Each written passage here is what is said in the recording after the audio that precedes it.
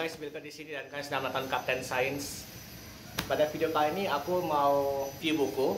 Jadi untuk teman-teman yang belum tahu, ini aku bulan Desember ini atau Januari ini bakal ada yang namanya ujian penulisan pustaka. Itu salah satu ujian apoteker di farmasi itu. Nah, untuk menghadapi ujian penulisan pustaka tersebut, aku diberikan berbagai buku yang akan aku review sekarang.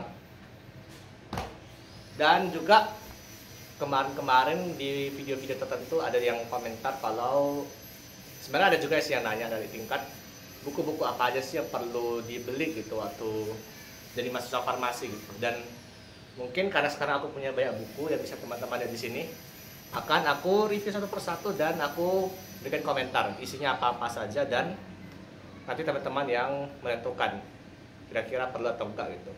Selain untuk membeli buku, teman-teman juga barangkali kalau punya tugas atau punya sesuatu yang harus dikerjakan dan perlu buku, teman-teman bisa lihat video ini dan cek di buku mana referensi tersebut berada gitu.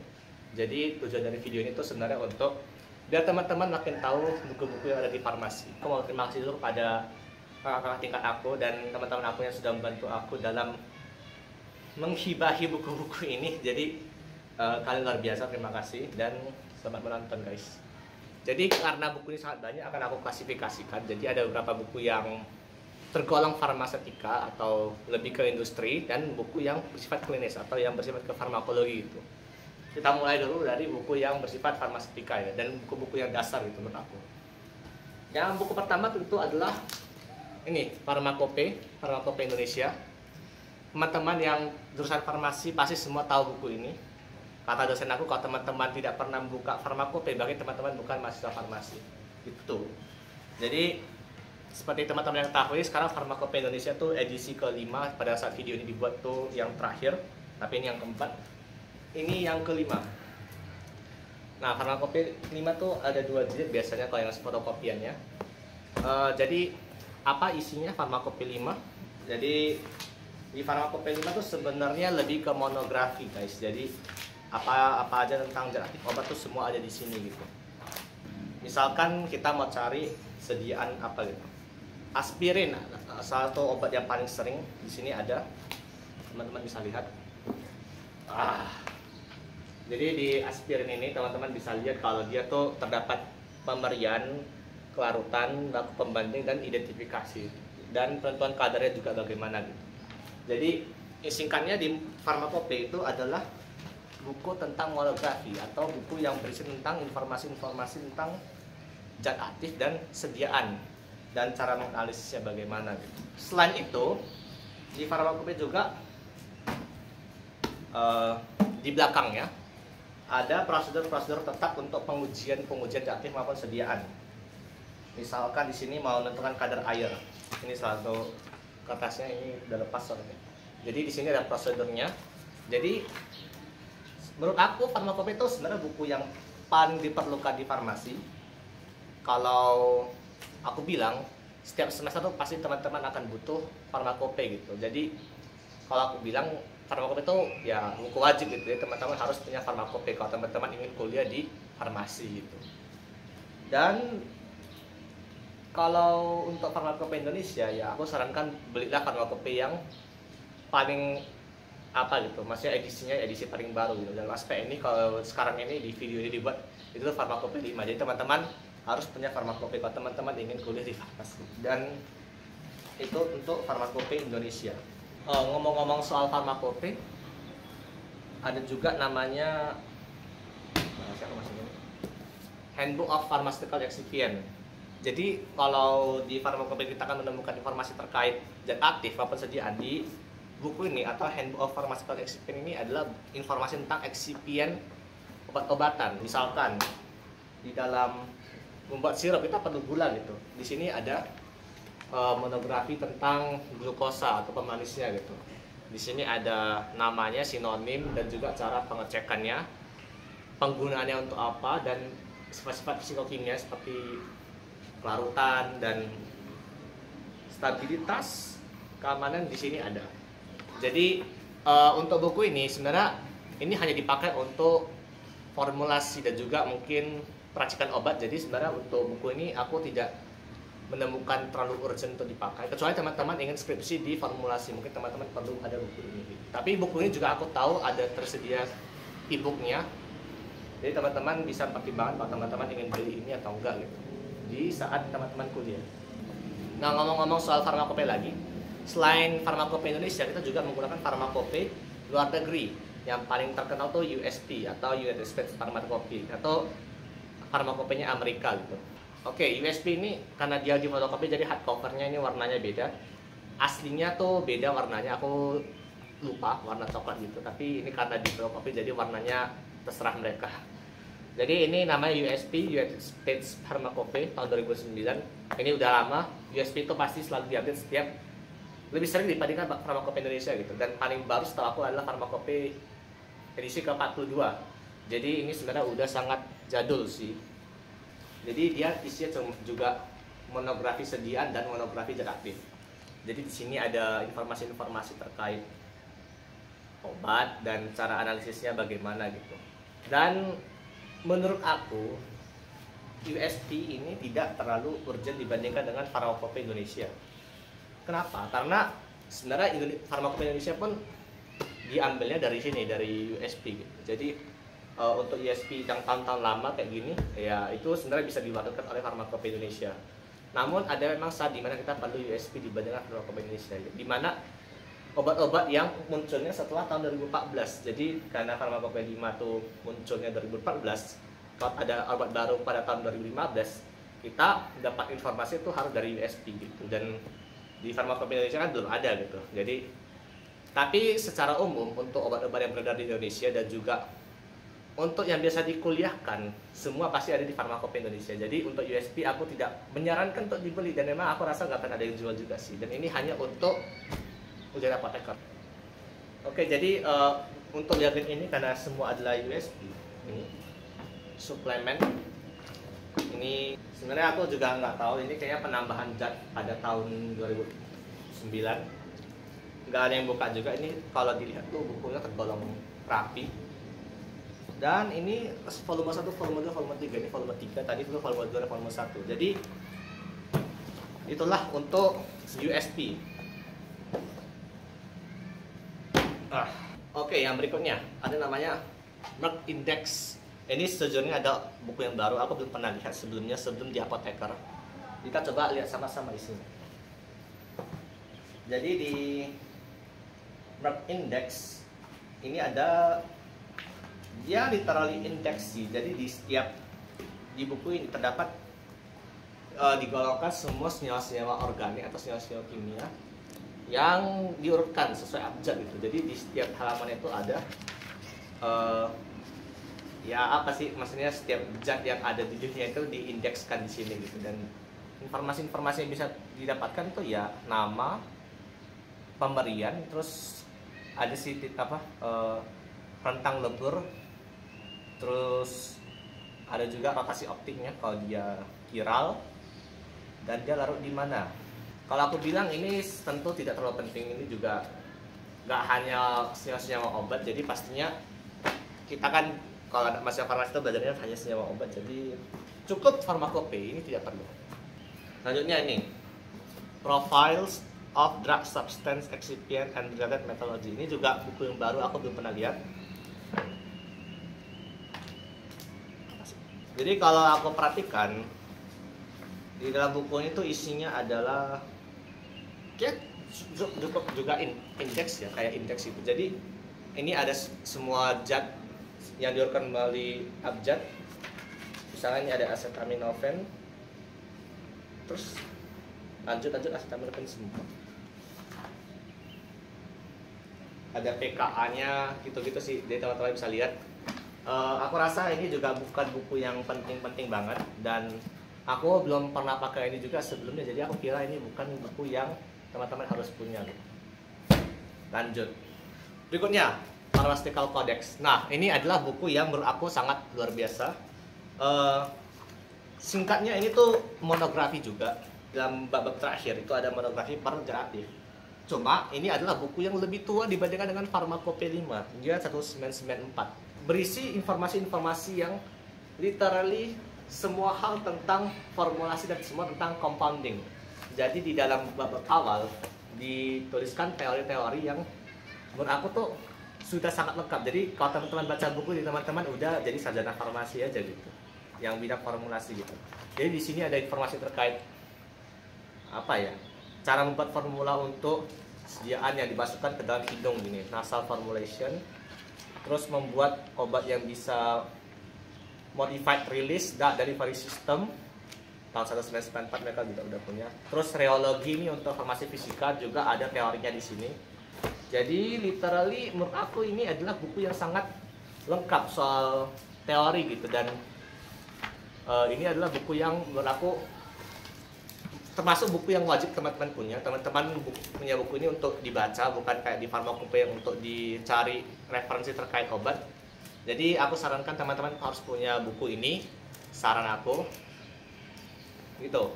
Ini aku punya 2 kopi nih, tapi indikasinya 2 kopi, tapi ya sudah.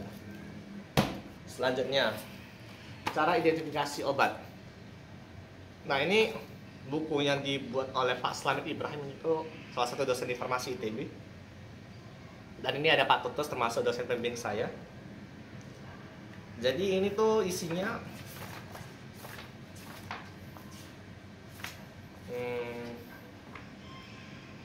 cara menganalisis apapun sih. Jadi di sini ada cara analisis ion amonium. Dia perlu dimasukkan. Ini juga ada cara analisis masing-masing obat. Jadi contoh amobarbital ini sini sebelah barbital. Pemberiannya, titik leleh, identifikasinya, tes pari. Ini tulisannya kurang jelas guys. Tes pari positif, taruhkan 10 mg zat dalam 10 ml air dengan pemanasan. Selanjutnya tambahkan air brom bentuk warna coklat. Jadi menurut aku ini sebenarnya buku pelengkap farmakope. Jadi di farmakope karena dia sifat identifikasi atau penggunaan instrumen kayak IR gitu atau HPLC mungkin ya, UV gitu. Kalau ini tuh buku yang isinya adalah tentang identifikasi dengan cara-cara konvensional itu, cara-cara tanpa instrumen. Jadi kalau teman-teman ingin membuat suatu industri farmasi, tapi teman-teman belum punya modal untuk beli instrumen-instrumen mahal, teman-teman bisa sih menggunakan buku ini untuk analisis. Tapi memang spesifisitasnya perlu dipertanyakan. Tapi menurut aku ini buku yang keren Pak Slamet dan Pak Tutus dan yang lain-lain. Tapi untuk perlu atau tidak teman-teman membeli buku ini untuk kuliah, menurut aku nggak terlalu penting. Jadi teman-teman tidak perlu membeli buku ini, tapi teman-teman boleh baca. Ini informasinya sangat keren. Oke, lanjut. Formularium nasional. Jadi jangan salah, formularium nasional tuh ada 2, formularium nasional yang ini dan formularium nasional yang ini. Formularium nasional yang aku bahas tuh yang adalah formularium nasional yang isinya adalah formula untuk masing-masing zat atau obat. Tapi ini tahun 1978, jadi sangat tua sekali. Jadi sebenarnya ini adalah misalkan teman-teman mau meracik sesuatu atau mau membuat sesuatu di apotek, atau enggak sih, dos ini juga bisa sih. Jadi misalkan teman-teman mau buat sulfanilamid pulvis expert, ini bahasa Latin ya, serbuk tabur sulfanilamid steril, komposisi penyimpanan catatan. Contohnya dilakukan timol wangi, ada komposisinya. Jadi setiap 100 ml mengandung acidum boricum, asam borat, boraks. Ini sudah lama sih. Asam benzoat, natrium tetraborat, timol, minyak kayu putih, metil salisilat. Jadi ini sebenarnya buku yang berisi berisi formula. Tapi aku rasa ini juga ini teman-teman bakal pakai di peracikan obat. Tapi sejujurnya aku merasa juga buku ini tuh kurang relevan untuk sekarang, karena ada banyak zat yang dulunya masih diperbolehkan tapi sekarang udah nggak diperbolehkan, dan juga nggak semua obat ada di sini formulanya. Jadi untuk mau mencari formula, teman-teman tidak harus mencari di buku ini gitu. Jadi untuk perlu atau tidaknya teman-teman beli buku ini, aku rasa tidak terlalu penting. Kalaupun teman-teman ingin kuliah cara peracik obat, teman-teman ya bisa aja pinjam buku ini gitu, tanpa harus membeli gitu. Dan ini isinya cuma ya begitu, dan ini tipis sih.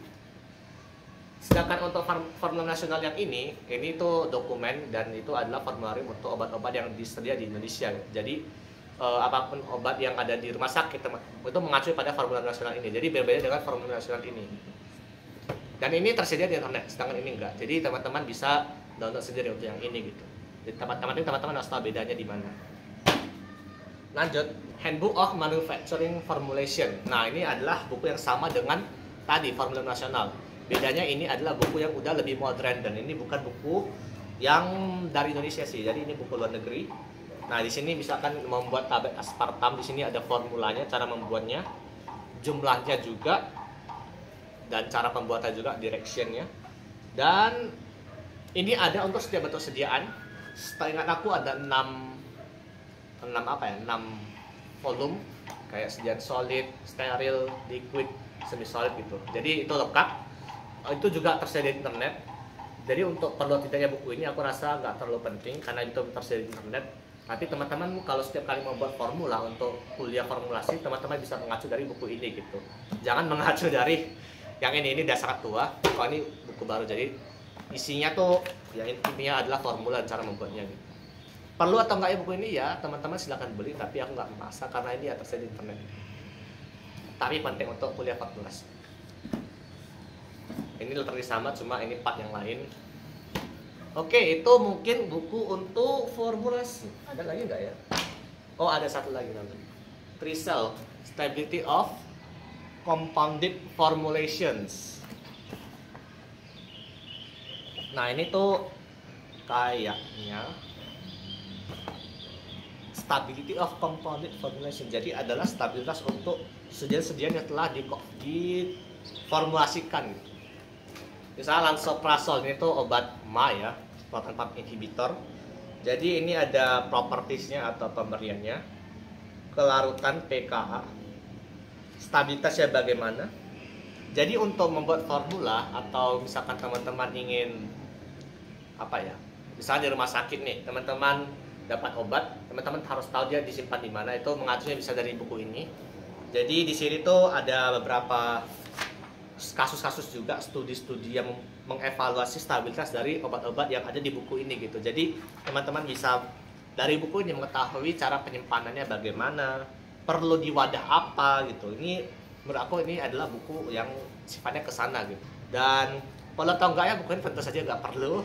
Ini buku yang menurut aku nggak pernah dipakai, dan saat aku kuliah juga aku nggak pernah buka buku ini. Jadi rasanya ini juga bukan buku yang terlalu penting. Tapi teman-teman perlu tahu, kalau teman-teman cari stabilitas, teman-teman bisa baca buku ini. Oke, itu untuk formulasi. Capek gue. Kita sekarang lanjut ke buku-buku yang sifatnya farmakologi. Jadi ini adalah buku-buku yang akan dipakai untuk klinis atau rumah sakit.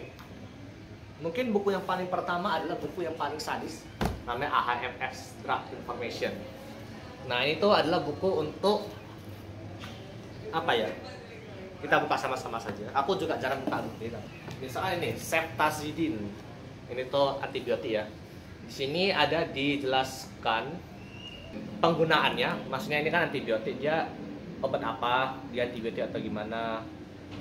Terus misal kalau karena dia antibiotik gimana dengan gram positif, apakah dia berefek, kalau dia dengan gram negatif bagaimana gitu.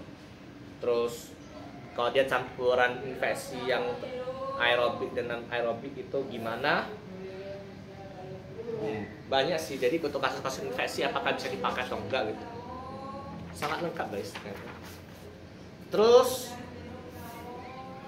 dosis administrasi, dosis dan administrasi di mana, kekuatan sediaannya mungkin ya, dosisnya juga berapa, dia diinjeksikan IV, IM atau bagaimana, apakah bisa.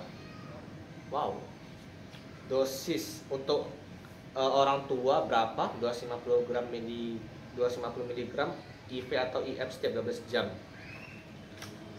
Kalau untuk bakteri tertentu, bakteri kalau misalkan bakterinya Pseudomonas beda juga.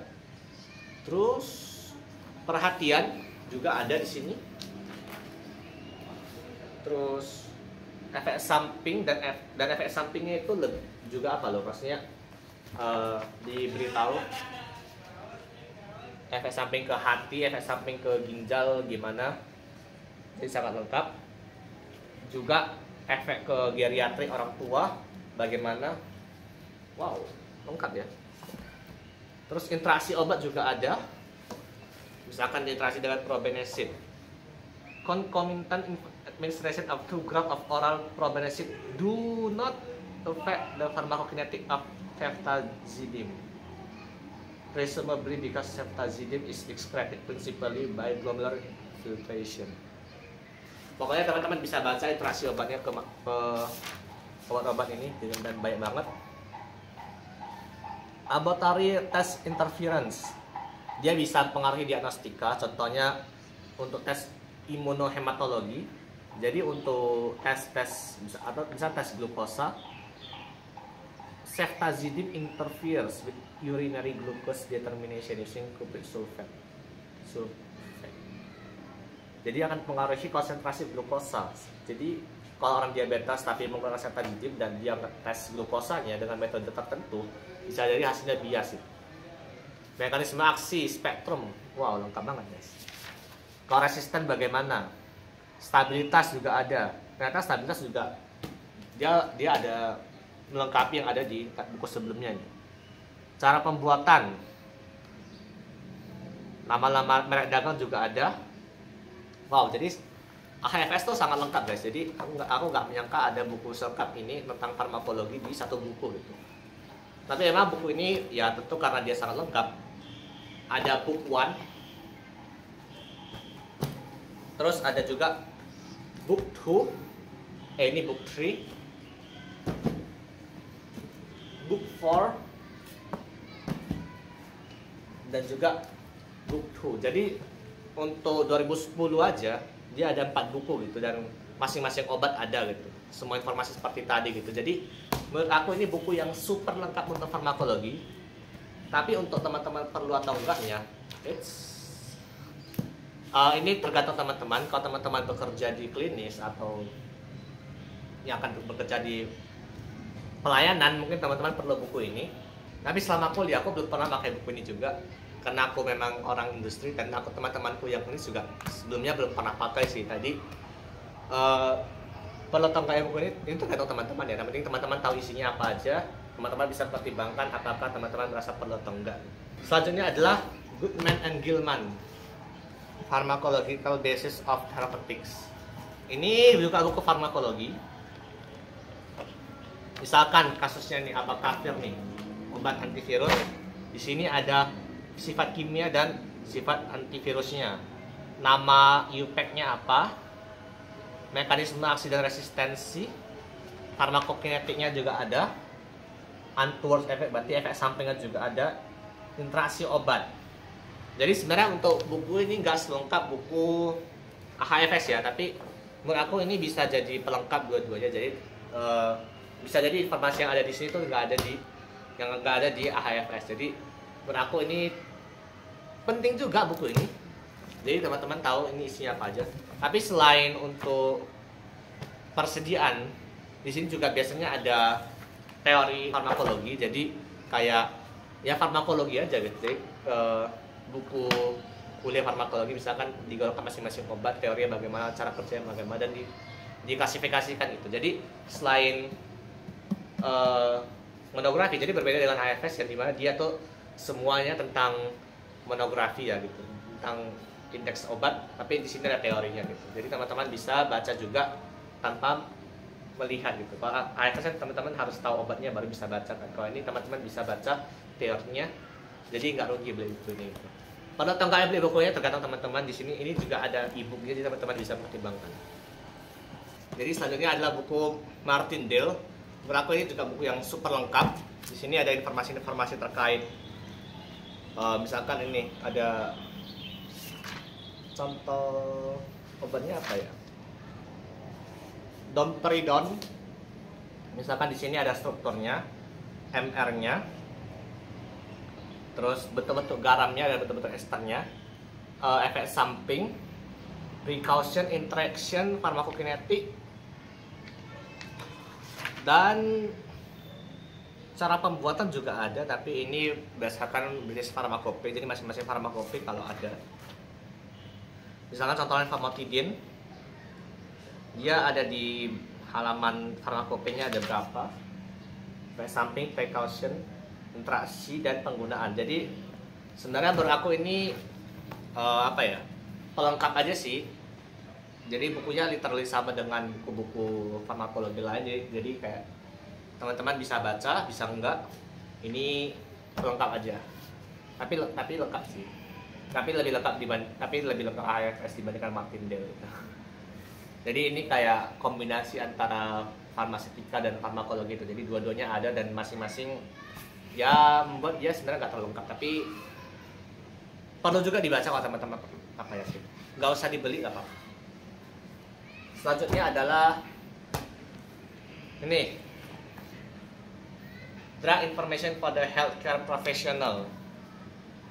Ini aku sejujurnya juga aku belum pernah baca. Ini kali aja isinya apa-apa aja. Misalkan yang paling gampang ya ini ya, acetaminophen, sistemik, merek dagangnya apa aja, indikasinya apa aja, kategorinya. Jadi dia analgesi antipiretik di sini kategorinya. Farmakologi dan farmakokinetik, untuk analgesi ada mekanisme aksinya bagaimana.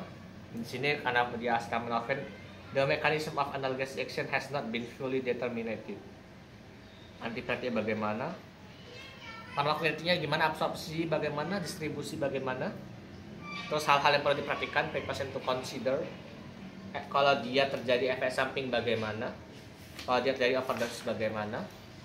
Jadi di sini ada apa ya, maksudnya overdosisnya bagaimana penanganannya. Kalau di AF tadi kayaknya nggak ada. Terus konsultasi dengan pasien bagaimana, cara menggunakan obat ini dengan baik bagaimana. Terus bentuk-bentuk sediaannya, kapsul, oral granules, oral solution USP, rektal. Terus ada juga, jadi masing-masing dari bentuk-bentuk sediaan yang tersedia itu juga ada kekuatan sediaannya, terus merek dagangnya. Terus ada informasi-informasi misalnya the strength of specific product may not conform to some of the recommended therapeutic dosage. Seperti itu. Jadi menurut aku ini informasinya cukup lengkap, bisa sangat melengkapi untuk AFS. Jadi ini buku yang bagus sih aku bilang. Jadi tapi nggak perlu dibeli, kecuali kalau teman-teman yang kerja di rumah sakit. Oh ya, ini apa ya, maksudnya ke Micromedex, jadi bisa teman-teman download di Play Store. Harusnya informasinya nggak jauh beda, tapi ini bentuk fisik bukunya gitu. Oke, sekarang kita lanjut ke yang berat selanjutnya. Yang selanjutnya adalah Basic and Clinical Pharmacology. Ini dari Katsung.